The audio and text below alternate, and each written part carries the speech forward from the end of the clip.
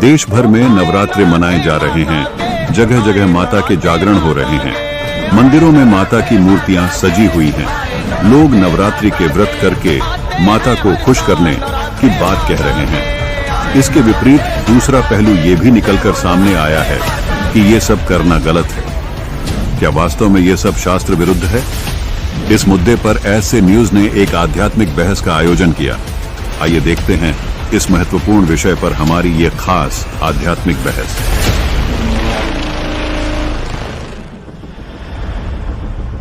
नमस्कार दर्शकों, नवरात्रि का पर्व चल रहा है और देश भर के करोड़ों लोग नवरात्रि के पर्व को मना रहे हैं। बहुत ही श्रद्धा से माता रानी की पूजा करी जा रही है और आप लोग भी कर रहे होंगे।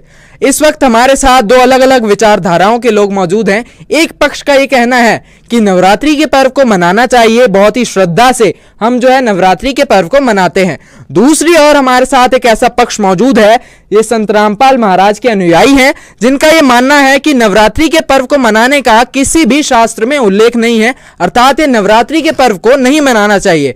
दोनों पक्षों के विचार जानेंगे और जानेंगे कि किसके दावे में है कितनी सच्चाई। आध्यात्मिक बहस में हमारे सामने सबसे पहला सवाल यह निकलकर आया है कि नवरात्रि क्यों मनाने चाहिए, और ये सवाल उस श्रद्धालु से पूछा गया है जो लगातार माता रानी के व्रत कर रही है। आइए जानते हैं उन्होंने इस सवाल का क्या जवाब दिया। मेरा आप लोगों से सवाल है कि आखिर आप लोगों के अनुसार माता रानी के नवरात्रे क्यों मनाने चाहिए? जय माता की। जो नवरात्रि के जो अभी जो पर्व चल रहा है वो हमारी माता के प्रति प्यार को प्रदर्शित करता है। हमारी जो माता दुर्गा अष्टांगनी है, उन्होंने हमारी रक्षा के लिए 9 रूप धारण किए थे महिषासुर के वध करने के लिए, ताकि हम लोग सुरक्षित इस समाज में, इस संसार में रह सके। उनकी पूजा अर्चना करते हैं, व्रत रखते हैं, जागरण होते हैं। हर हिंदू, जितने भी मेरे ख्याल से जितने भी हिंदू समाज में लोग हैं, वो बड़े ही हर्षोल्लास से 9 दिन का बेसब्री से इंतजार करते हैं। लेकिन यहीं ये जो संत रामपाल जी हैं, इनके जो शिष्य हैं, इनका मानना है कि नवरात्रि जो है, इसका नवरात्रि नहीं मनानी चाहिए। तो मेरा इनसे क्वेश्चन है कि आखिर हम नवरात्रि क्यों ना मनाएं? हमारी माता के प्रति हमारा प्यार है, हम उसे क्यों ना दर्शाएं? बोलो जय माता की। देखिए, बहुत बड़ा प्रश्न है कि माता रानी के नवरात्रे मनाए जाते हैं। माता ने महिषासुर का वध किया था। एक माता का प्यार दिखाने के लिए 9 दिन तक माता जी का जो ये व्रत रखा जाता है और भी जो पूजा साधना होती है। आप लोगों को इससे क्या परेशानी है? आप लोग इसको क्यों मना करते हो?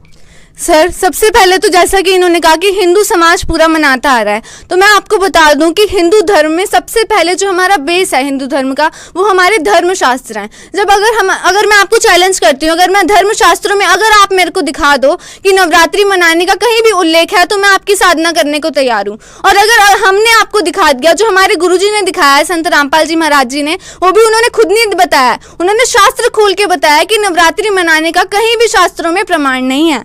बल्कि गीता जी अध्याय नंबर 16 के श्लोक नंबर 23 में कहा गया है कि जो शास्त्र विधि को त्याग कर मनमाना आचरण करते हैं, उनको ना तो सुख की प्राप्ति होती है, ना परम गति की, और ना ही सिद्धि की। तो फिर ये लोग नवरात्रि का पर्व मनाते ही क्यों है, जब हमारे शास्त्रों में ही मना किया गया है? और साथ ही गीता जी के अध्याय नंबर 16 श्लोक नंबर 24 में बताया गया है कि कर्तव्य और अकर्तव्य की साधना के लिए तेरे पास शास्त्र ही प्रमाण है। जब हमारे शास्त्र ही प्रमाणित करते हैं कि नवरात्रि का पर्व नहीं मनाना चाहिए, तो फिर आप लोग नवरात्रि का पर्व क्यों मनाते हो? दर्शकों, आपने दोनों पक्षों के विचार सुने। एक तरफ जहां माता दुर्गा के व्रत करने वाले श्रद्धालु माता को खुश करने के लिए 9 दिन तक उपवास रखने की बात कह रहे हैं, तो वहीं दूसरी ओर संत रामपाल जी महाराज के शिष्य उपवास करने को मनमानी साधना बताते हुए इसे शास्त्र विरुद्ध बता रहे हैं। लेकिन किसके दावे में है कितनी सच्चाई, ये जानने के लिए हमने उन शास्त्रों को खंगालना शुरू किया जिनको पूरा हिंदू समाज प्रमाणित मानता आ रहा है, जिसको हम सब श्रीमद् भगवत गीता के नाम से जानते हैं। तो चलिए देखते हैं पवित्र श्रीमद् भगवत गीता में ऐसा कौन सा श्लोक है जो ये प्रमाणित करता है कि व्रत करना गलत है या व्रत नहीं करना चाहिए। छठे अध्याय के 16वें श्लोक में फिर ये भी कहा कि अर्जुन, यह योग न तो बहुत खाने वाले का और न बिल्कुल न खाने वाले का। बहुत खाना तो यूँ है, पेट डडी पक्का खा ले, अंगड़ाई टूटे, भक्ति हो को ना। और बिल्कुल न खाना, व्रत रखना। व्रत रखना भी गीता में मना है। और ये व्रत रखवाओ एकादशी का, ये कहाँ से लाए? और न बहुत सहन करने वाले, सोने वाले का, और न अधिक जागने वाले का सिद्ध होता है। यानी 16वें में तो ये भी कंसेप्ट क्लियर कर दिया है कि व्रत रखना भी व्यर्थ है। और ये एकादशी का व्रत तो बहुत महत्वपूर्ण कर बताते हैं। तो ये लोक वेद है, दंत कथा है, इनकी वेद शास्त्र विधि रहित ज्ञान है, उसके करने से कुछ भी लाभ नहीं होगा। गीता जी अध्याय नंबर 16 के श्लोक नंबर 23 के अनुसार। अब जैसे 16वें अध्याय के 23वें श्लोक में ये कहा कि शास्त्र विधि को त्याग कर जो मनमाना आचरण करते हैं उनको कुछ भी लाभ नहीं होता, ना उनकी गति हो, ना उनको कोई सुख हो और ना उनकी कोई सिद्धि प्राप्त हो। यूजलेस। फिर क्या फायदा उस भक्ति का।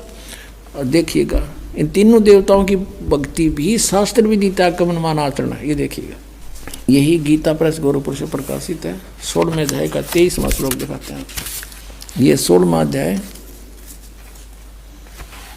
और इसका 23वां श्लोक यहाँ पर है।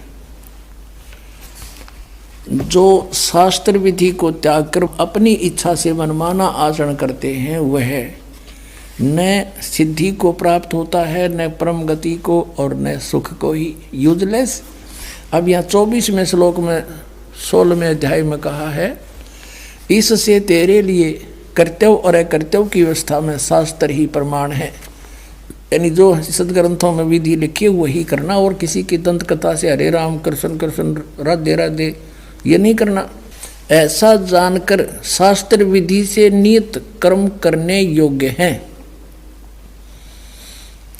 और यानी शास्त्र के अंदर जो वर्णन है वही करना। जो इन्होंने अभी शास्त्रों का हवाला दिया है, मेरा इनसे ये कहना है, जो इन्होंने अभी बोला है कि शास्त्रों में ये लिखा है वो लिखा है, शास्त्र तो ये कई जन्म से हैं। ये हमारे जो पूर्वज है, मैं खुद एक ब्राह्मण समाज से हूँ, हमारे जो पूर्वज है वो आदिकाल से भक्ति करते हुए आ रहे हैं, व्रत रख रहे हैं, जागरण हो रहे हैं। इवन हम जब से पैदा हुए हमने यही देखा है। तो क्या आज इनके जो ये रामपाल जी महाराज हैं इन्होंने ही ये शास्त्र पढ़े? आज से पहले क्या किसी ने शास्त्र नहीं पढ़े थे? मेरा इनसे ये क्वेश्चन है कि आज से पहले क्या किसी ने शास्त्र नहीं पढ़े थे? हम बचपन से माता दुर्गा की पूजा करते आ रहे हैं, हम माता दुर्गा की पूजा भी ना करें?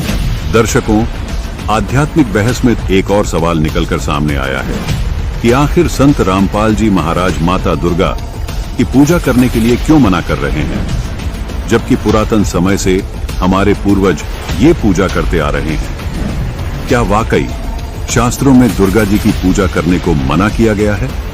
देखते हैं। इस बारे में शास्त्रों का हवाला देने वाले संत रामपाल जी के शिष्य इस बारे में कोई प्रमाण दिखा पाएंगे? आप लोग मुझे ये बताओ कि माता की पूजा करने के लिए आप लोग क्यों मना करते हो? इसके पास कोई प्रमाण है आपके पास? जी हाँ, माता जी खुद अपनी पूजा करने के लिए मना कर रही हैं, जिसका प्रमाण हमारे सदग्रंथ दे रहे हैं। क्योंकि माता जी स्वयं अपनी पूजा करने के लिए इस वजह से मना कर रही हैं। श्रीमद् देवी भागवत के स्कंद नंबर 7वां और अध्याय नंबर 36 के पृष्ठ 562 से 63 में माता दुर्गा राजा हिमालय को उपदेश देते हुए बता रही हैं कि हे राजन, तू सब बातों को छोड़कर सिर्फ एक ब्रह्म की साधना कर। मतलब सब बातों को छोड़कर उस ब्रह्म की साधना कर, जिसको साधना करने के बाद तू ब्रह्मलोक को चला जाएगा, मतलब ब्रह्मलोक की प्राप्ति हो जाएगी। और जिसका एक वास्तविक मंत्र है ओम। माता ने यहाँ खुद अपने आप को पूजने के लिए मना कर दिया है। दर्शकों, क्या माता जी देवी भागवत पुराण में किसी और परमात्मा की शरण में जाने के लिए बोल रही हैं? जानते हैं इस बारे में संत रामपाल जी महाराज के आध्यात्मिक विचार। क्या संत रामपाल जी महाराज प्रमाणित कर पाएंगे कि देवी दुर्गा जी से ऊपर भी कोई भगवान है? आइए देखते हैं। दुर्गा क्या कहती है? विष्णु जी तो कहते हैं मैं दुर्गा से ऊपर कोई भगवान ना मानता, ना मन पता। और अब दुर्गा क्या कहती है? दुर्गा जी क्या कहती है? देखिएगा 7वें सकंद में 562 पृष्ठ पर 7वां सकंद, वही श्रीमद् देवी भागवत, ये वही पुराण है। अब यहाँ देखिएगा 7वां सकंद और 562 पृष्ठ। देवी जो है दुर्गा हिमालय राजा को ज्ञान दे रही है। देवी द्वारा हिमालय को ज्ञानोपदेश, ब्रह्म स्वरूप का वर्णन, यानी ब्रह्म के बारे में जानकारी दे रही है। श्री देवी कहने लगी, पर्वतराज, ये पहले तो अपने बारे में बताती है, फिर अब अपनी को भी रिजेक्ट करती है। कहती है उस ब्रह्म का क्या स्वरूप है यह बतलाया जाता है, जो प्रकाश रूप, सबके अत्यंत समीप में सतीत, हृदय रूप गुहा में सतीत होने के कारण गुहाचर नाम से प्रसिद्ध, और महान पद अर्थात परम प्राप्य है। वह समस्त प्रजा के ज्ञान से परे है, अर्थात किसी की बुद्धि में आने वाला नहीं है, यह तुम जानो। जो परम प्रकाश रूप है, जो सूक्ष्म से भी अत्यंत सूक्ष्म है, जिसमें संपूर्ण लोक और उन लोकों में निवास करने वाले प्राणी स्थित हैं, वही यह अक्षर ब्रह्म। अब दुर्गा उवा बाई बोल रही है, कदे तो इस ब्रह्म को अक्षर ब्रह्म कहती है, कहीं इसको ब्रह्म कहती है। अब देखना, वही सबके प्राण है, वही सबकी वाणी है और वही सबके मन है, वह यह परम सत्य है, अमृत अविनाशी तत्व है, सौम्य। उस वेदने योग्य लक्ष्य का तुम वेदन करो, मन लगाकर उसमें तन में हो जाओ। अब हम थोड़ा सा यहीं से ले लेते हैं। उस एकमात्र परमात्मा को ही जाने, दूसरी सब बातों को छोड़ दे। यही अमृत रूप परमात्मा के पास पहुंचाने वाला पुल है। संसार समुद्र से पार होकर अमृत स्वरूप परमात्मा को प्राप्त करने का ये सुलभ साधन है। इस आत्मा का ओम के जप के साथ ध्यान करो। इस अज्ञान में अंधकार से सर्वथा परे और संसार समुद्र से उस पार जो ब्रह्म है उसको पा जाओगे, तुम्हारा कल्याण हो। इसने स्पष्ट कर दिया। अपनी पूजा को भी कह दिया मत करो, मेरी पूजा भी। एकमात्र परमात्मा को ही जाने, दूसरी सब बातों को छोड़ दे। उसका ओम नाम है और ब्रह्म, ओम नाम के जाप से ब्रह्म प्राप्ति उद्देश्य रखो। ब्रह्म की जाप करो, ब्रह्म का जाप करो। और वो कहाँ रहता है? वह यह सब का आत्मा ब्रह्म, ब्रह्मलोक रूप दिव्य आकाश में स्थित है। अब क्लियर कर दिया दुर्गा ने कि केवल ब्रह्म की पूजा करो, उसका ओम जाप है, वो ब्रह्मलोक में रहता है। अपने आत्मा दुर्गा जी ने, देवी ने, जो इन ब्रह्मा विष्णु महेश से सुप्रीम है, इन्होंने इन ब्रह्मा विष्णु महेश नारद व्यास के सब के ज्ञान को रिजेक्ट कर दिया। अब देवी कहती है केवल ब्रह्म ही फाइनल गॉड है, कंप्लीट गॉड है। अब ब्रह्म क्या कहता है? ब्रह्म श्रीमद् भगवत गीता अध्याय नंबर 8 के श्लोक नंबर 13 में जो श्री कृष्ण जी में प्रवेश करके ये काल ब्रह्म बोल रहा है, ये कहता है कि ओम इति एकाक्षरम ब्रह्म व्यवहारन माम अनुस्मरण। ओम यह एक अक्षर मंत्र है, उच्चारण करके सिमरण करता हुआ जो शरीर छोड़कर जाता है, यानी आखिरी सांस तक जो मेरे ओम नाम का जाप करता रहता है, वो मेरे वाली परम गति को प्राप्त होता है। और फिर ये गीता ज्ञानदाता ब्रह्म क्या कहता है? चौथे अध्याय के 5वें और 9वें श्लोक में, दूसरे अध्याय के 12वें श्लोक में श्रीमद् भगवत गीता में कहता, अर्जुन तेरे और मेरे बहुत जन्म हो चुके, तू पहले भी था, मैं भी था, ये राजा लोग भी थे, ये सैनिक भी थे, और ये ना सोच हम आगे ना जन्माएंगे। मेरे जन्म और कर्म अलौकिक हैं। तो पुण्यात्माओं, अब गीता ज्ञानदाता क्या कहता है? 18वें अध्याय के 62वें श्लोक में कहा कि अर्जुन तू सर्वभाव से उस परमेश्वर की शरण में जा, उसकी कृपा से तू परम शांति को और सनातन परम धाम को प्राप्त होगा। सनातन परम धाम कौन सा है? सतलोक। उसके बारे में 15वें अध्याय के 1 से लेकर 4 श्लोक में कहा है कि तत्वदर्शी संत ऐसा होगा जो सब उल्टे लटके संसार के सभी पार्ट्स बता देगा, उसके विभाग बता देगा। उसके पश्चात उस परम पद परमेश्वर की खोज करनी चाहिए, जहाँ जाने के बाद फिर साधक कभी लौटकर संसार में वापस नहीं आता, अर्थात उसको पूर्ण मोक्ष हो जाता है। इससे सिद्ध है कि गीता ज्ञान दाता ब्रह्म से भी ऊपर कोई सुप्रीम पावर है और वो परम अक्षर ब्रह्म है। उसका अभी आपको उल्लेख बताया था 8वें अध्याय के प्रथम श्लोक में। अर्जुन ने पूछा था कि 7वें अध्याय के 29वें श्लोक में जिस तत्ब्रह्म के बारे में आपने बताया वो किम तत्ब्रह्म, 8वें अध्याय के 3रे श्लोक में कहा कि वो परम अक्षर ब्रह्म है। तो इसे सिद्ध हो गया कि ना ब्रह्मा ने ज्ञान, ना विष्णु ने ज्ञान, ना शिव ने ज्ञान, क्योंकि ब्रह्मा और विष्णु शिव एक ही सत्र का ज्ञान रखते हैं। और ना दुर्गा को कंप्लीट ज्ञान, वो ब्रह्म को फाइनल बता रही है। और ब्रह्म कहता है मेरे और तेरे तो बहुत जन्म हो गए, जन्म मृत्यु सदा ये दुख बना रहेगा, परम शांति नहीं हो सकती। यदि तूने मेरी शरण में रहना है तो उठा लठ और कर युद्ध, ऐसा यहाँ करना ही पड़ेगा। और तुझे परम शांति चाहिए तो उस परमेश्वर की शरण में जा, ये फाइनल कर दिया। दर्शकों, संत रामपाल जी महाराज ने शास्त्रों से प्रमाणित किया कि देवी दुर्गा जी, जो कि श्री ब्रह्मा, विष्णु और महेश की माता जी हैं, वो अपने से ऊपर ब्रह्म को भगवान बता रही हैं, जिसका केवल एक ओम नाम है। संत रामपाल जी महाराज ने ये भी सिद्ध किया कि गीता जी में ब्रह्म अपने से ऊपर कोई परम अक्षर ब्रह्म की शरण में जाने के लिए बोल रहा है। इससे सिद्ध हुआ है कि ब्रह्मा, विष्णु, महेश से शक्तिमान देवी दुर्गा जी हैं। देवी दुर्गा जी से शक्तिमान ब्रह्म है और ब्रह्म से शक्तिमान परम अक्षर ब्रह्म है, जिसकी पूजा करने से ही साधक को पूर्ण लाभ और पूर्ण मोक्ष मिल सकता है। इसलिए संत रामपाल जी महाराज देवी दुर्गा जी के नवरात्रि करने से मना करते हैं। पूर्ण परमात्मा की पूजा छोड़कर किसी अन्य देवताओं की पूजा करना शास्त्र विरुद्ध साधना है। खैर, आगे बढ़ते हैं और देखते हैं आध्यात्मिक बहस में और क्या निकलकर सामने आता है। सदग्रंथ तो सभी के पास हैं और रखे रहते हैं। हम सदग्रंथों को मानते हैं, सदग्रंथों की लिखी बातों को नहीं मानते। पर गुरुजी ने उन चीजों को हमें बताया और हमें पता चला कि माता को नहीं पूजना चाहिए। पर हाँ, माता की वास्तविक साधना करनी चाहिए, जो कि गुरुजी ने बताया।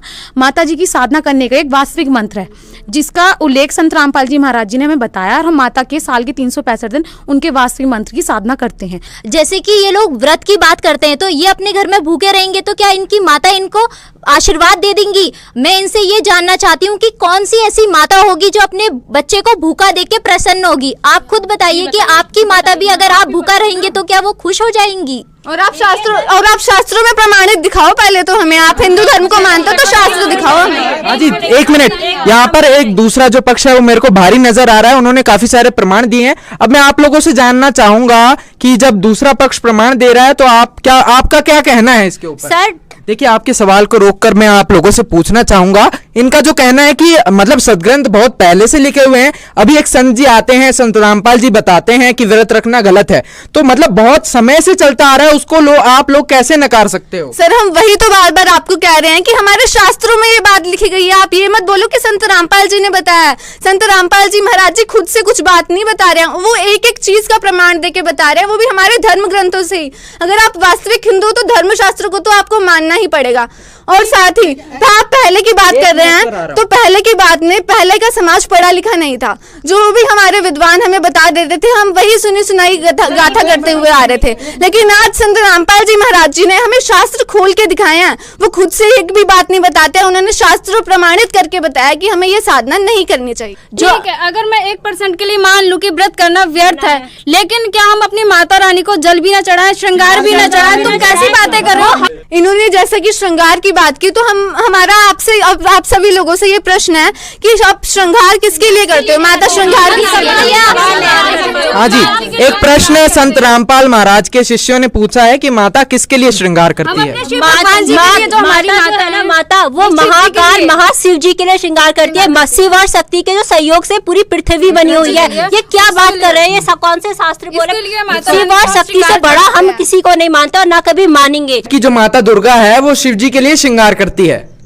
सबसे पहले तो जैसा कि इन्होंने कहा कि शिव सदाशिव के लिए श्रृंगार करती है, तो सबसे पहले तो हम आपको ये क्लियर कर दें कि शिव और सदाशिव अलग अलग हैं, जिसका प्रमाण श्री शिव महापुराण के रुद्र संहिता खंड के प्रश्न नंबर 100 से 110 में है। और साथ ही विद्वेश्वर संहिता खंड के प्रश्न नंबर 24 से 30 में ये सिद्ध है कि श्री ब्रह्मा जी, श्री विष्णु जी तथा श्री शिव जी, ये जो 3 लोक के प्रधान है, इनका पिता जो है वो काल ब्रह्म, यानी जिसको सदाशिव भी कहा जाता है। इससे स्पष्ट हो रहा है कि शिव सदाशिव अलग अलग हैं। और साथ ही आपको ये भी बता दें कि श्रीमद् देवी भागवत महापुराण के प्रश्न नंबर 123 तृतीय स्कंद में ये प्रमाणित किया गया है कि श्री ब्रह्मा जी, श्री विष्णु जी और श्री शिव जी इनकी माता दुर्गा है। और साथ ही इस स्कंद में ये भी क्लियर किया गया है कि श्री ब्रह्मा जी, श्री विष्णु जी और श्री शिव जी ये तीनों नाशवान है, यानी इनकी भी जन्म मृत्यु होती है। वो खुद कह रहे हैं कि हमारा भी आविर्भाव और तिरोभाव हुआ करता है। दर्शकों, आध्यात्मिक बहस में संत रामपाल जी महाराज के शिष्यों ने बताया कि शिव और सदाशिव अलग अलग हैं।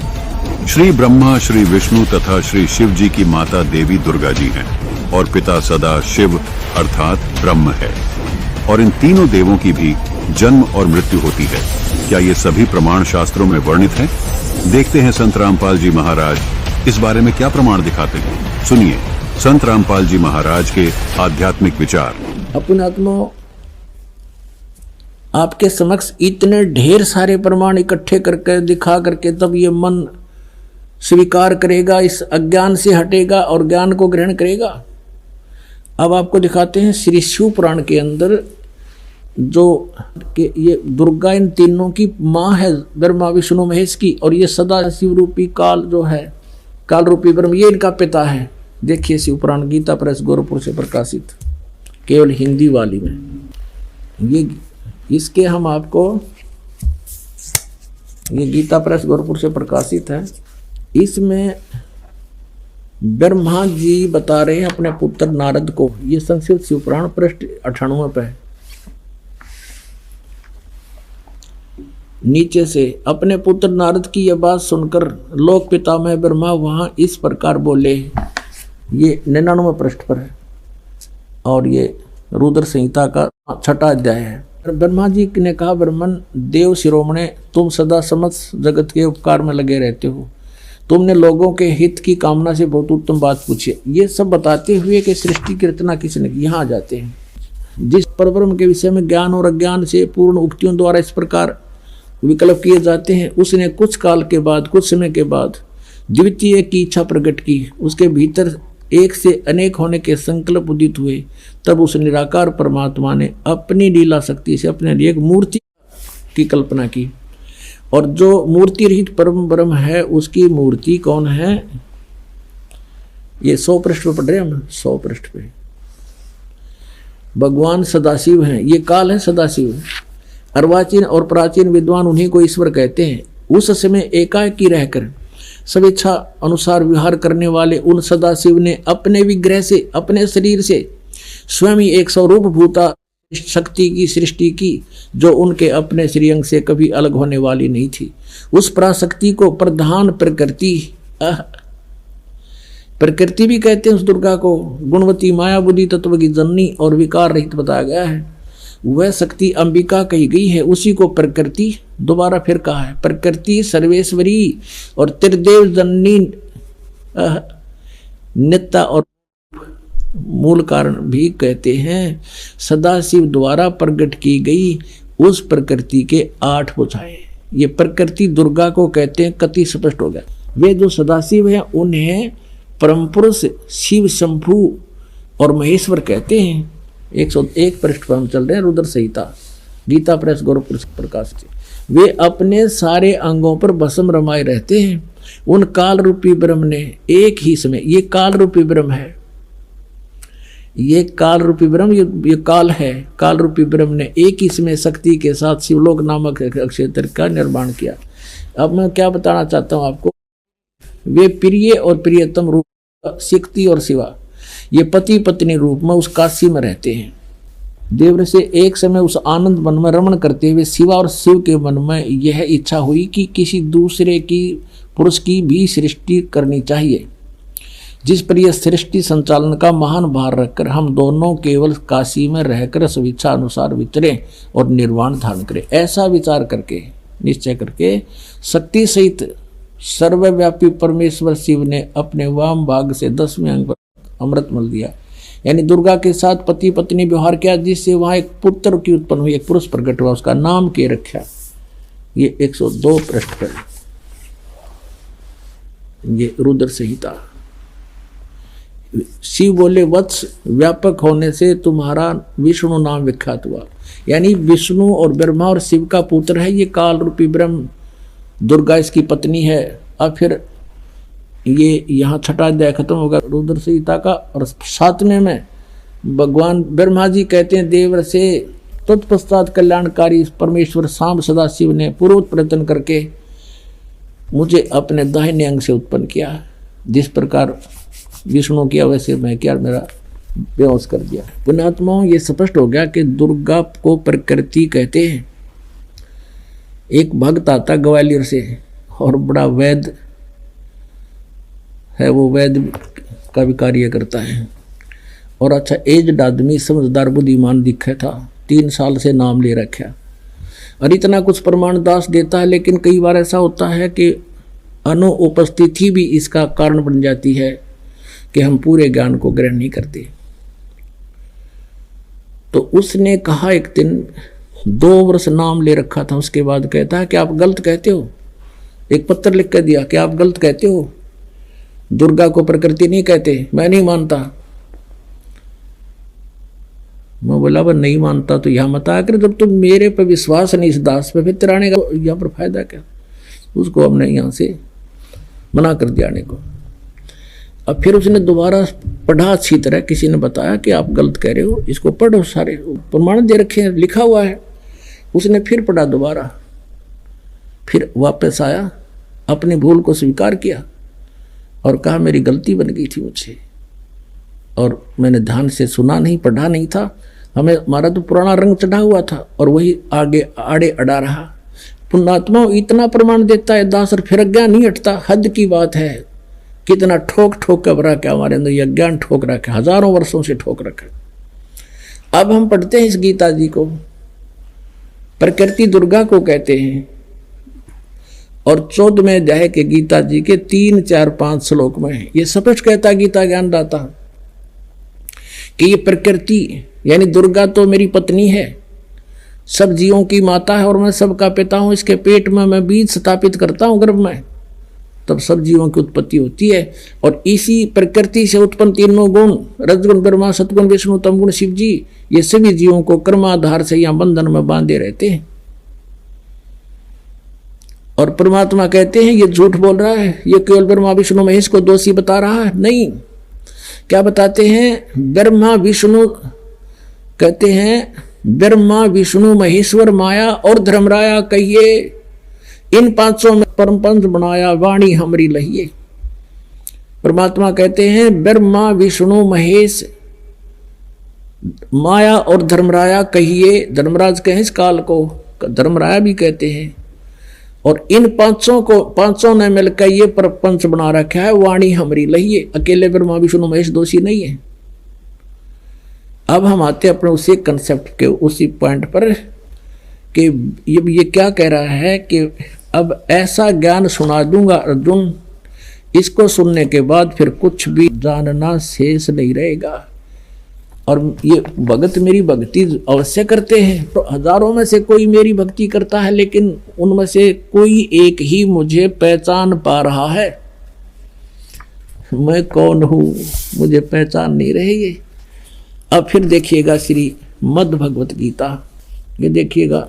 अब इसके हम फिर आते हैं 7वें स्कंद में, और इसमें स्पष्ट लिखा है गीता जी अध्याय नंबर 7 के श्लोक नंबर 4, 5 में इकट्ठा किया है कि मेरी 2 प्रकार की प्रकृति है। एक तो जड़ प्रकृति, ये जड़ प्रकृति, और इससे दूसरी है वो जीव रूपा, यानी यह प्रकृति दुर्गा है मेरी। और 14वें अध्याय के पुण्यात्मा थोड़ा कंसेप्ट क्लियर हो जाए, क्योंकि बार बार नहीं मिलता है समय जो आदरदा बख्शी भगवान ने। 3, 4, 5 में ही देखिएगा अध्याय नंबर 14 श्रीमद् भगवत गीता, और यहाँ देखिएगा 3रा श्लोक।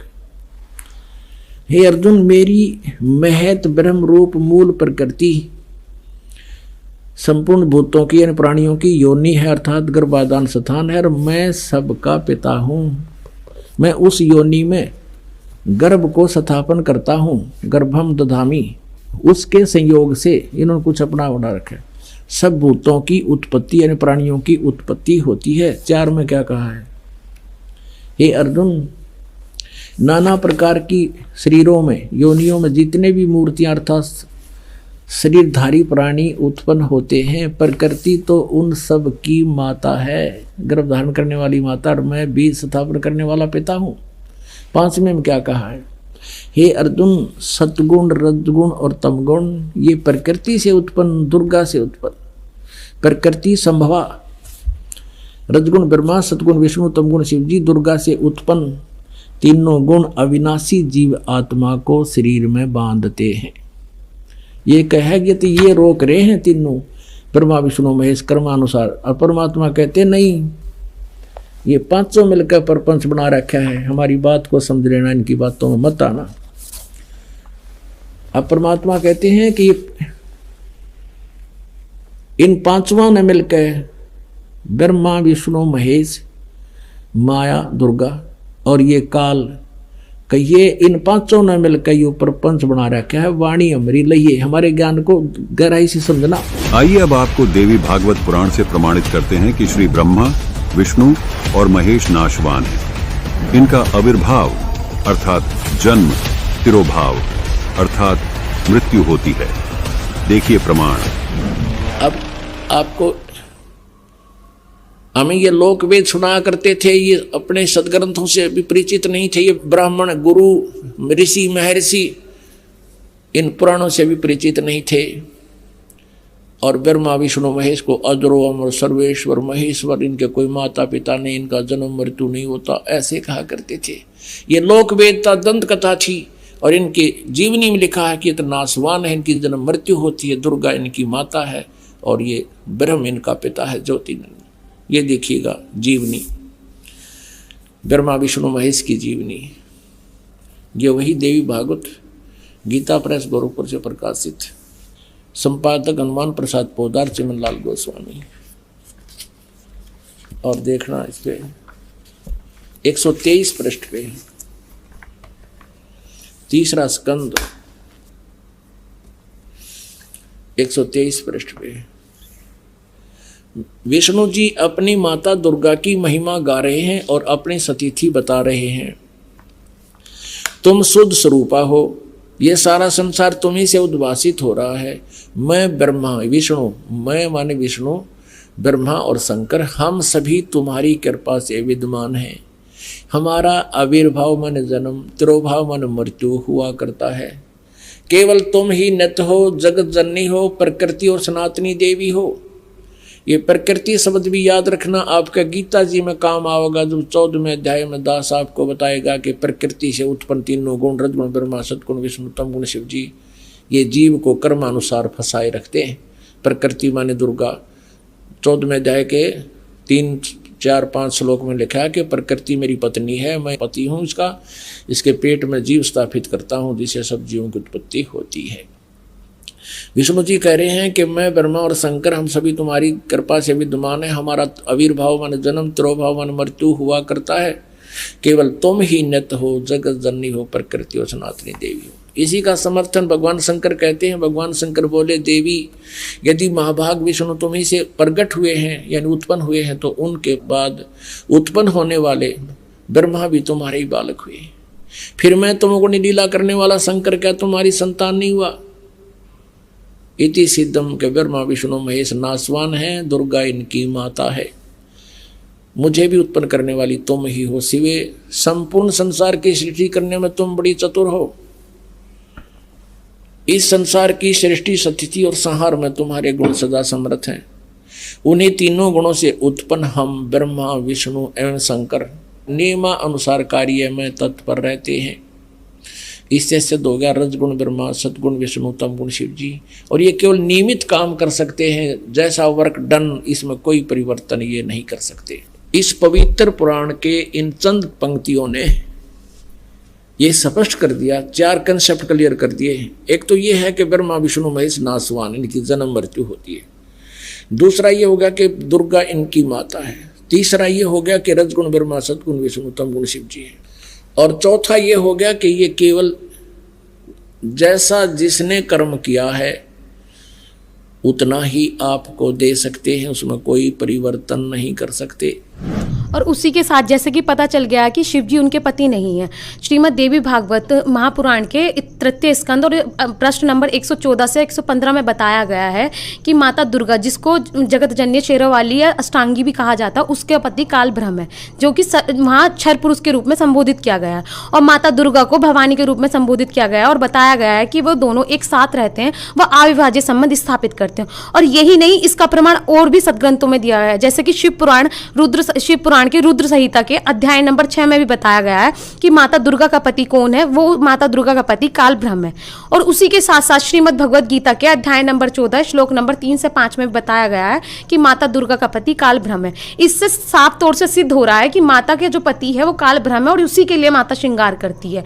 आप लोग कहते हो कि वेदों की मेन चीज, अगर हम अपनी वेदों की बात ही नहीं मानेंगे तो हम वेदों के अनुसार कैसे चलेंगे? एक वाणी है कि वेद कतई झूठे ने भाई, झूठे हैं जो समझे नहीं। इस प्रकार झूठे आप लोग माने जाओगे क्योंकि आप अपने वेदों की मान नहीं रहे हो। इस प्रकार ये क्वेश्चन यहीं आकर समाप्त हो जाता है। अगर आपके मन में और भी कोई प्रश्न है तो अपना प्रश्न बता सकते हैं। भाई साहब, आपका क्या कहना है इस बात पे? हमारा कहना यह है कि हम हर साल जागरण कराते हैं और माता दुर्गा ने हमें बहुत अच्छे सुख दे रखे है। भाई हम माता रानी के जागरण करते हैं, माता रानी के शब्द गाते हैं, गाना गाते हैं, बजाते हैं, नाचते हैं। ये नाचो मत, गाओ मत, माता रानी के जयकारे लगाते हैं, उसमें उसे सब मना करते हैं। सर, जागरण करना कोई मतलब वो नहीं है कि हम लोग इसको एक अलग से कुछ कर रहे हैं। ये हमारा प्यार है, हमारी खुशी है जो हम व्यक्त करते हैं।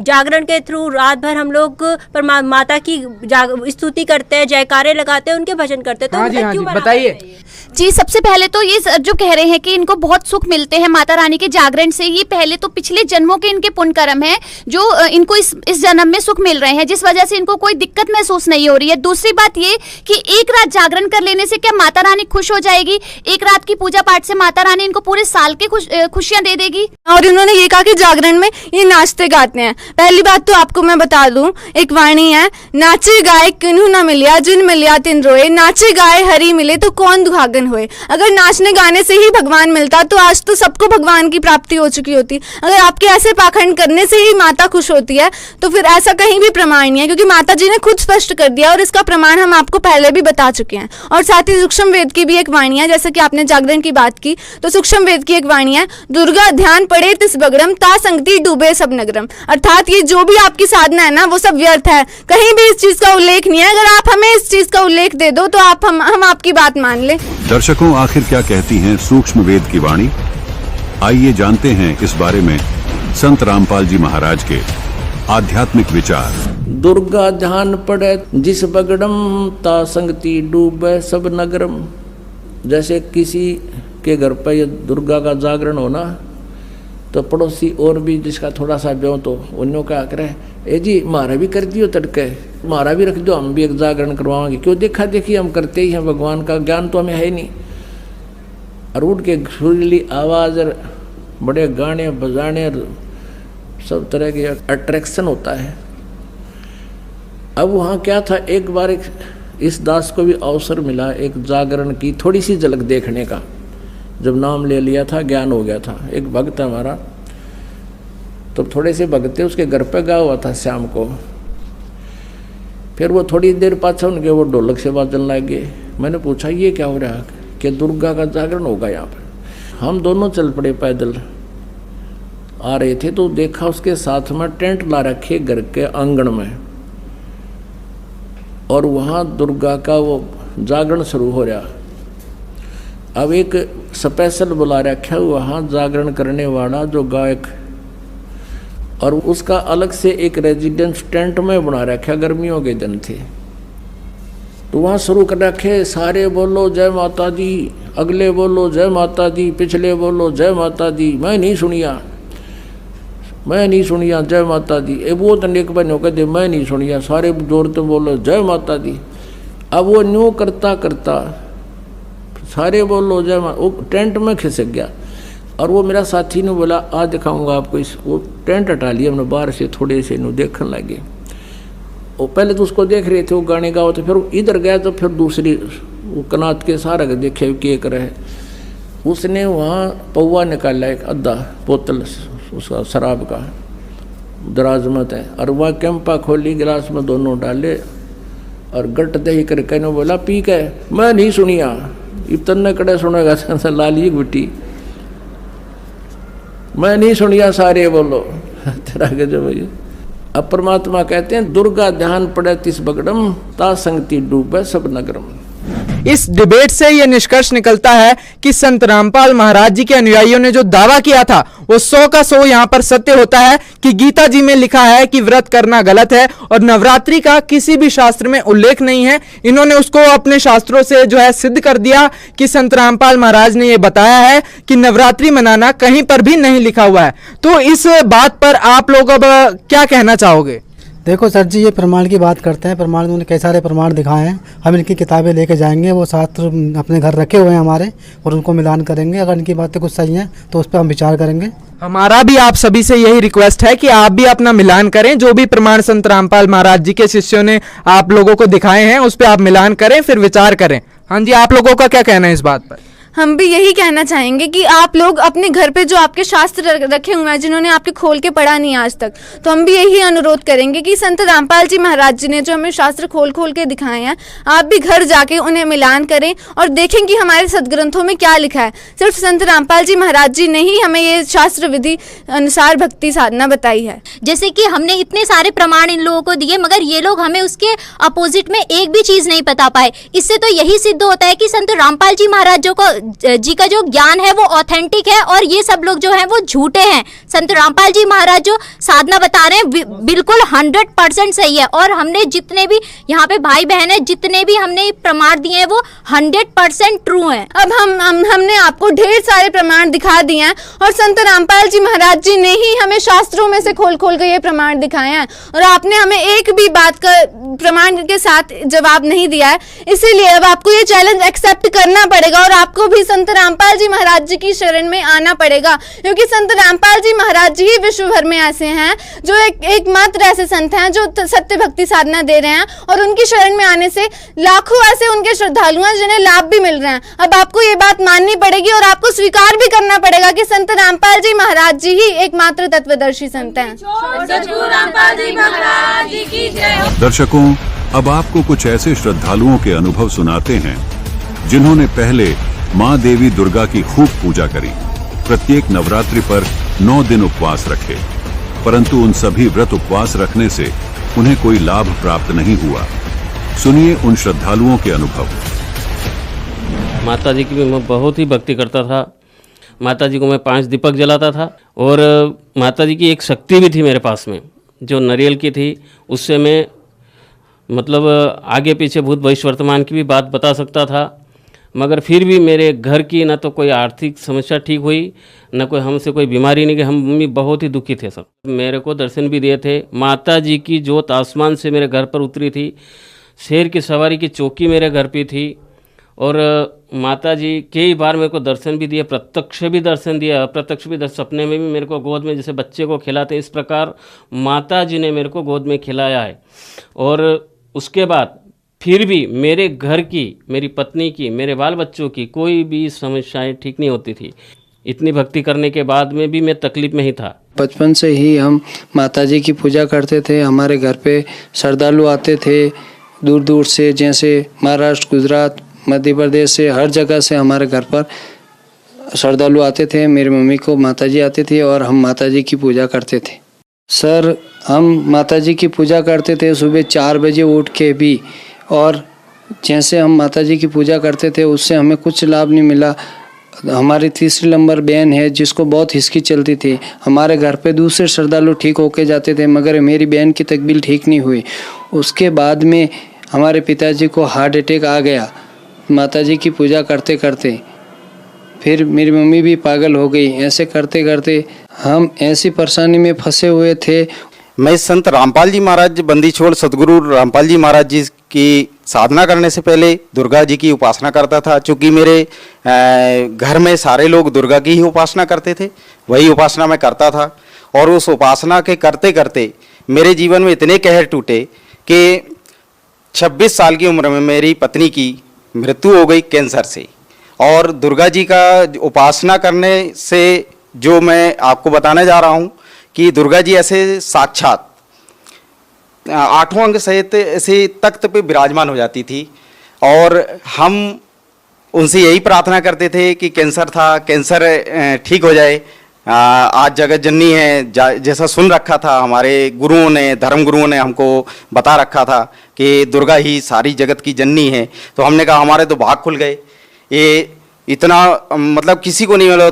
तपस्या करते हजारों वर्ष तपस्या करने के बाद जो प्राप्त नहीं होता वो मैं इन आंखों से देख पा रहा हूँ। मेरे तो भगवान मिल गया, मेरा मोक्ष हो गया, सारी चीज़, और तो मेरे रोग दूर हो जाएंगे, पत्नी के सारा हो जाएगा। लेकिन भगत जी क्या बताऊँ कि वो यही कहती रही ठीक हो जाएगी। वो दूसरे दिन मेरी पत्नी की मृत्यु हो गई। मृत्यु हो जाने के बाद मैं सारी रात सोया नहीं। मैं ये सोच रहा था कि इस दुनिया को मैं बताऊँगा, कोई यकीन नहीं करेगा कि ये दुर्गा साक्षात देख रहा था, और इसके बाद भी इसके ऐसे हाल हो गए कि पत्नी मर गई, कैंसर से मर गई। मैंने क्या किया, सुन रखा था जैसे धर्मगुरु ने कि भाई मरने के बाद भगवान मिलता है, मरने के बाद भगवान मिलता है। तो मैंने फैसला कर लिया सुबह मैं अपने आप को मार दूंगा और इसके बाद सफ़र करूंगा कि भगवान है कहाँ। जीते जी भगवान तो मैंने देखा, वो मेरे जीवन के कहर नहीं अलग कर सका, कोई मेरे जीवन में कहीं पे भी सुख और शांति नहीं प्राप्त हुई। ऐसा करके मैंने अपने आप का ये गला काट दिया। ये गला काट दिया। गला काटने के बाद जो है मैं 3 दिन जो है मरा हुआ था। दुर्गा जी के ऐसी चेहरा मेरे सामने होता था। मुझे जो है जितने भी काल के जो दूत हैं लेने आते हैं वो ले जा नहीं पाए। मैंने बोला भगवान मरने भी नहीं दे रहा, मिलता भी नहीं है, कहाँ जाऊँ कैसे पाऊँ।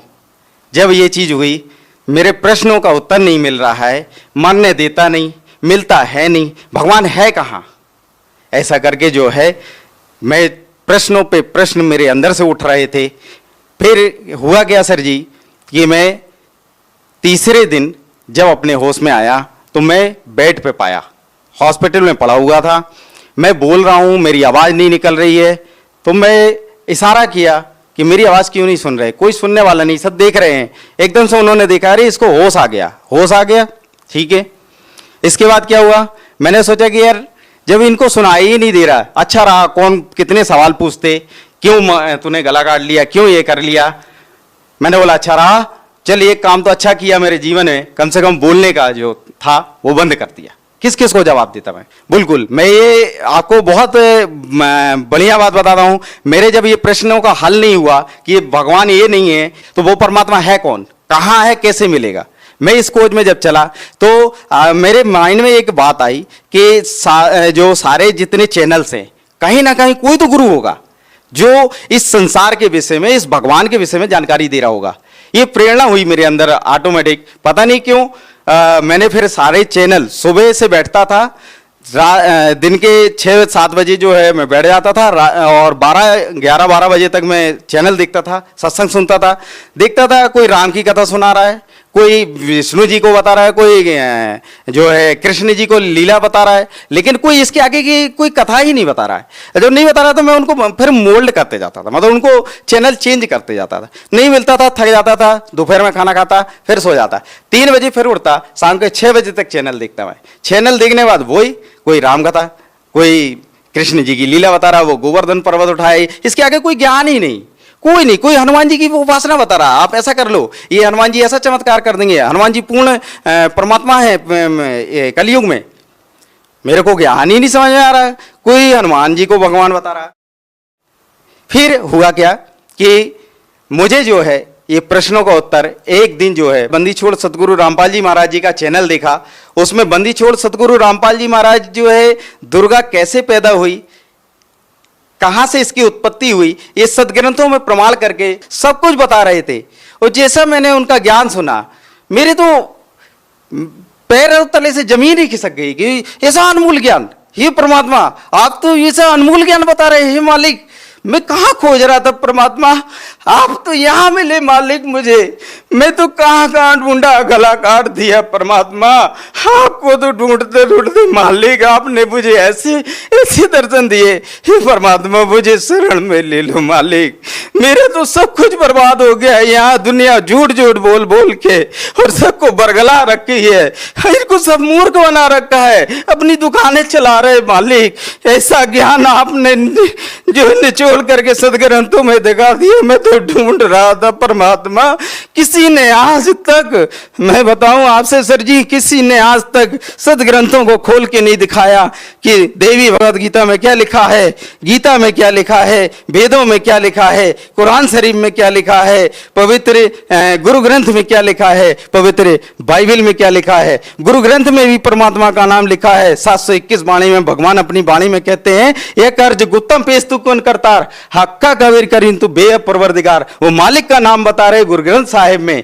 मैं शंकर भगवान, हनुमान जी और देवी का खास उपासक था। देवी की पूजा करने के लिए नवरात्रों में मैं विंध्याचल जाता था, वहाँ 18-18 घंटे पूजा करता था। आएंगे नहीं किन्हीं चामुंडे बिच्चे, ये मेरे को मंत्र बता रखा था पंडितों ने, उसी का मैं जाप करता था। लेकिन मेरी आत्मा को तसल्ली नहीं हुई, बखूबी परेशान था मैं। तांत्रिकों से, इनसे भूत प्रेत की भी बाधा थी घर में, उससे भी बहुत ज़्यादा दुखी था मैं। ज़रूर से ज़्यादा परेशान हो गया। भक्ति साधना भाई मैं ब्रह्मा विष्णु महेश कृष्ण जी दुर्गा माँ की इन सब न मान्या करती और व्रत भी करया करती और कनागत भी निकाला करती माँ उसने नवमी ने इन सब न मान्या करती, लेकिन इनके लेने से मुझे कोई लाभ नहीं हुआ। 10 से 15 लोगों को मैं अपना आपको दिखा चुकी थी कि चावल ये वो जो जहाँ बताता था कि वहाँ चले जाओ वहाँ ठीक हो जाओगे, कई जगह गई हूँ। इसी बीच में एक अघोरी मेरे संपर्क में आए, उन्होंने मुझसे कहा कि तू शमशान काली की पूजा कर, तू ठीक हो जाएगी, क्योंकि वो भी अपनी तरफ से सारी मतलब प्रक्रिया कर चुके थे जो होती हैं ठीक करने के लिए, पर फिर भी मैं ठीक नहीं हुई थी उनसे। तो फाइनली फिर उन्होंने कहा कि तू शमशान काली की पूजा कर, तू ठीक हो जाएगी, वो तेरे को ठीक कर देंगे। मैंने कहा ठीक है मैं कर लेती हूँ। तो उन्होंने शमशान काली की पूजा करने का बताया कि कैसे दीपक लगाना है, क्या करना है। मैंने घर में ही पूजा करी उनकी, और पूजा करने के 10 मिनट बाद मेरे शरीर में मुझे लगा कि मैं ठीक हूँ। मेरा हाथ पैर जो है दर्द इतना होता था, दर्द में मुझे काफ़ी आराम था, मैं खड़ी हो गई थी अपने पैरों पे। अगले दिन क्या हुआ पता नहीं, उन्होंने मेरे सपने में आकर कहा कि मैं तेरे साथ ही रहूँगी, तू मेरी पूजा कर और मैं तुझे बिल्कुल ठीक कर दूँगी। और करीब 6 महीने तक वो मेरे साथ रही, उन्होंने हर चीज़ मुझे बताई। वो सामने मुझे दिखती थी एक सिंपल औरत के रूप में, काली साड़ी में। फाइनली अभी उन्होंने मुझसे कहा कि बेटा अब तुम मुझे मेरी पूजा छोड़ दे। मैंने कहा क्यों माता रानी? उन्होंने बोला कि अब तू मरने वाली है, 1 हफ्ते का टाइम है तेरे पास। मैंने कहा आप ऐसा क्यों बोल रहे हो? कह रही कि जितना मेरे से हो सकता था मैंने उतना तेरे रक्षा करी, लेकिन अब मेरे बस का नहीं है, अब तेरा टाइम जो है पूरा हो चुका है। अगर तुझे बचना है तो तू संत रामपाल जी महाराज की शरण में चली जा। मैंने कहा अब मैं आपको कैसे छोड़ूं, मेरा तो आपसे दिल लग चुका है। मैं काफ़ी रोई उनकी इस बात को सुनकर, क्योंकि एक माँ की तरह वो मेरे साथ रहती थी। रात को वो मुझे सुलाती थी। हालांकि इस बात पे कोई विश्वास नहीं करेगा, लेकिन मेरी माँ से जितना प्यार मुझे नहीं मिला, इतना उन 6 महीनों में उन माता रानी ने मुझे वो प्यार दिया। लास्ट नाइट जब माता रानी ने बोला कि बेटा तू सुबह सुबह उठकर फटाफट तैयार होकर वहाँ चली जाना, नामदान सेंटर, वहाँ तक मैं तेरे साथ जाऊँगी, उसके बाद मैं चली जाऊँगी वापस। तो उस रात जो लास्ट नाइट थी उनकी, तो उन्होंने मुझे करीब 3-3.5 घंटे अपनी गोद में सिर रख के उन्होंने मुझे सुलाया। और उस रात जो हुआ मेरे साथ, वो अगर मैं बताती हूँ मैं आज भी रोंगटे खड़े हो जाते हैं। दर्शकों, इन सभी श्रद्धालुओं ने बताया कि देवी दुर्गा जी की भक्ति करने से उन्हें कोई लाभ प्राप्त नहीं हुआ, परंतु जब उन्होंने संत रामपाल जी महाराज जी की शरण ग्रहण करी तो उन्हें अनेकों लाभ प्राप्त होने लगे। उनके वो सभी रोग कष्ट दूर होने लगे जो देवी दुर्गा जी की भक्ति करने से भी ठीक नहीं हो रहे थे। सुनिए इन सभी श्रद्धालुओं के अनुभव। पत्नी को ये बच्चेदानी खराब हो चुकी थी। मैं बदनावर भी गया, रतलाम भी गया, थांदला भी गया, सभी दूर गया, मगर वो बीमारी ठीक नहीं हुई और उसका पेट भी बहुत फूल चुका था। मैं फिर बढ़ने गए, डॉक्टर कापड़िया साहब ने बोला कि ऑपरेशन होगा, 3 गठाने हैं, इसमें एक कैंसर की गठान है और इसके बाद हम रिस्क नहीं लेंगे और 15 रोज़ के अंदर अंदर तुझे ऑपरेशन करवाना पड़ेगा। मैं घबरा चुका था, मेरे पास पैसे थे नहीं। मैं घर आ गया और मैंने कहा ये तो बीमारी अब कौन ठीक कर सकता है, ऑपरेशन जो गठाने हो गई तो ऑपरेशन से ही बाहर होगी। उसी दिन संत रामपाल जी महाराज के सत्संग सुन रहा था। इंटरव्यू में एक भगत जी ने बताया कि मेरी पत्नी को ये बीमारी थी और वो इसकी बच्चेदानी मैंने अर्जी लगाई, ठीक हो चुकी। इसलिए मैंने भी मन में विचार करके अर्जी लगाई। संत रामपाल जी महाराज ने बताया कि बेटा भक्ति करो, ये बीमारी ठीक हो जाएगी। 3 दिन के अंदर अंदर मेरी पत्नी बिल्कुल स्वस्थ है और आज तक भी कोई बीमारी उसको नहीं है। संत रामपाल जी महाराज की कृपा से वो बीमारी बच्चेदानी की जो खराब थी, जो 3 गठाने थी, वो अपने आप फूटकर पेशाब की नाली से बाहर हो गई। हमको सबसे पहला लाभ ये हुआ कि जो 4 से 5 साल पुरानी मेरी बहन को इसकी चलती थी, हमारे गांव के पास में मारवाड़ जंक्शन है, मारवाड़ जंक्शन में मस्जिद पे लेके गए थे। वहाँ पर कम से कम 4 से 5 हज़ार रुपये खर्च किए, वहाँ पर भी ठीक नहीं हुआ। उसके बाद में अहमदाबाद LG हॉस्पिटल में भी ले गए, वहाँ भी 2 से 3 लाख रुपए खर्च किए। वहाँ पर पूरी शरीर की जांच करवाई, वहाँ पर भी ठीक नहीं हुआ। उसके बाद में हम पालनपुर भी एक बहुत बड़ा मंदिर है हनुमान जी का, वहाँ पर भी ठीक नहीं हुई। उसके बाद हमें किसी ने बताया कि दिल्ली में बहुत बड़ा हनुमान जी का मंदिर है, वहाँ 1 फेरी लगाने से आपकी बहन ठीक हो जाएगी, वहाँ पर भी लेके गए। उसके बाद में हम संत रामपाल जी महाराज से नाम लेने के बाद में मेरी बहन को ना कोई दवा लेनी पड़ी और कुछ नहीं करवाना पड़ा, और संत रामपाल जी महाराज से नाम दीक्षा लेने के बाद में 5 साल की पुरानी हिचकी बंद हो गई। बचपन में मैं पेड़ से गिर गया था, मेरे रीढ़ की हड्डी में बहुत तकलीफ रहती थी, वो ठीक नहीं होती थी। वो परमात्मा बंदी छोड़ सदगुरु रामपाल जी महाराज जी से दीक्षा लेने के बाद 90 ही दिन में वो जो काफ़ी साल का दर्द था, जो डॉक्टर ठीक नहीं कर पाए, जो कोई संत ठीक नहीं कर पाया, कोई झाड़ा लगाने वाला ठीक नहीं कर पाया, वो परमात्मा की सतभक्ति करने से वो ठीक हो गया। सतगुरु रामपाल जी ने मेरे सर पे हाथ रखा, वैसे ही मेरा जो बाकी जो दिक्कत थी 50% बची थी, वो तत्क्षण एकदम उसी टाइम पे शरीर मेरा हल्का हो गया, मेरी आत्मा को शांति मिल गई। अब मेरे को बहुत अच्छा अंदर बहुत अच्छा महसूस होने लगा। फिर मेरी खुशी का ठिकाना नहीं रहा, जिसको मैं बयान नहीं कर सकता हूँ यहाँ। उसके बाद मैंने और जहाँ मंदिरों में भटकता था वहाँ जाना बंद कर दिया, अपनी भक्ति करने लगा। आज मैं पूरी तरह स्वस्थ हूँ। सदगुरु रामपाल जी महाराज जी से नाम लेने से पहले मेरी आनंद पर्वत में स्प्रिंग बनाने की फैक्ट्री थी। और उसका हाल ये था कि मैं 10,000 रुपये लगाता था तो 10 के 8 रह जाते थे, कभी 5 रह जाती थी। तो अब मेरे को समझ नहीं आता था कि नुकसान क्यों हो रहा है। मैं मानसिक रूप से बिल्कुल एकदम टूट चुका था, मेरा बुद्धि विवेक खत्म हो गया था। मैं दिनों दिन कर्जे में डूब रहा था, मेरे में मांगने वाले खड़े रहते थे और मैं लाचार हो गया था, टूट गया था एकदम। तो जब से मैंने परमात्मा से सतगुरु रामपाल जी से महाराज से नाम लिया है, तो मेरी जो फैक्ट्री पहले नुकसान दे रही थी मेरे को, अब आज के टाइम में सतगुरु रामपाल जी महाराज की कृपा से मेरी फैक्ट्री भी सही ढंग से चल पड़ी है और लाभ भी देने लगी है। और शरीर से भी पूरा स्वस्थ हूँ, शरीर हमारा हल्का फुल्का रहता है, सारी समस्याएं अपने आप ही ख़त्म हो जाती हैं। आज मैं दिन दूना रात चौगुना तरक्की कर रहा हूँ, परमात्मा की दया से खूब मौज हो रही है। सबसे पहले तो यही मिल गया कि हमने भक्ति का सही रास्ता मिल गया, और सब और अन्य भक्ति से भटकाने वाली थी, हमने सद्भक्ति का पता मिल गया। और सुख बताऊं कि मेरा ट्रांसफ़र नहीं होता। मेरे हस्बैंड ने कम से कम को 3 बार 10-10 हज़ार रुपये रिश्वत के दे देकर न, और मतलब फिर बैठ के वो कुछ महीने के बाद वो पैसे भी वापस आ गए, पर मेरा ट्रांसफ़र ना होया।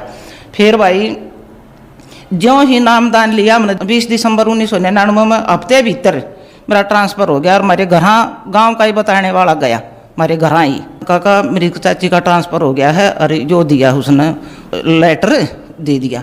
सबसे खुशी तो यही हुई भाई। और दूसरा लाभ, मेरा एक्सीडेंट हो गया था, मन में परमात्मा का जाप जपती जाती थी, और आकर सब तक मेरे से ज़्यादा चोट आई, लेकिन मेरा बस सिर में सिर्फ चोट आई। परमात्मा संत रामपाल जी महाराज की दया से मेरा थोड़ी है चोट आई, बस इसी में सद गई, और आकर मेरे से ज़्यादा आई। कोई बेहोश हो गया, कोई मर गया, कोई बड़ी चोट आई, पर उस मालिक की दया ने इतनी कर दी कि मेरी जान बच गई। और कितने बताऊं, उनकी तो अथा लाभ हैं, मैं लाभ सुबह बताने लागू शाम तक लाभ इतने हो गए मतलब मैं बता नहीं सकती। मेरे दोनों बेटे अफसर लाए दिए उस मालिक ने, दोनों अफसर। आज एक तो पॉलिटेक्निक कॉलेज में लेक्चरर है और दूसरा BSF में कमांडेंट है। तीसरा भाई मतलब जो भी मैं मन उठान लूँ, हे परमात्मा यो काम तो मेरा होना चाहिए, वो एक काम मेरा अंतर्यामी हो मालिक तो उसी समय पूरा हो जाए। आज परमात्मा की दया से, उस मालिक संत रामपाल की दया से मैं खुशी हूँ और सुखी हूँ, और मुझे आध्यात्मिक ज्ञान मिल गया। 26 जनवरी 2018 को संत रामपाल जी महाराज से मैंने नाम दीक्षा ली नामदान सेंटर में, और उस दिन से आज की डेट है, और आज मैं बिल्कुल ठीक हूँ, और परमात्मा की यूँ ही दया रहेगी, मैं हमेशा यूँ ही ठीक रहूँगी। घर में कलेश रहता था, हर समय मैं चिड़चिड़ी रहती थी, वो चीज़ बिल्कुल ठीक हो गई, मैं बिल्कुल शांत हो गई हूँ। घर में भी कलेश ख़त्म हो गया है। मेरे हस्बैंड का काम नहीं चलता था, जब से उन्होंने नामदान लिया है बिल्कुल काम अच्छे से चलने लगा है। ट्यूशन खोला हुआ उन्होंने, तो ट्यूशन काफ़ी अच्छा चल रहा है उनका। माताजी, समाज के अंदर एक धारणा फैली हुई है कि संत रामपाल जी महाराज ब्रह्मा विष्णु महेश की भक्ति छुड़वाते हैं, क्या ये बात सही है? ये बिल्कुल गलत है, सही नहीं है। छुड़वाते नहीं है वे, तो इनका सही, इनकी भक्ति करने का सही मंत्र देते हैं कि इस मंत्र का जाप करो और अपना कल्याण करवाओ, मंत्र जाप देते हैं। वे इनकी भक्ति छुड़वाते नहीं है महाराज जी, संत रामपाल जी महाराज जी।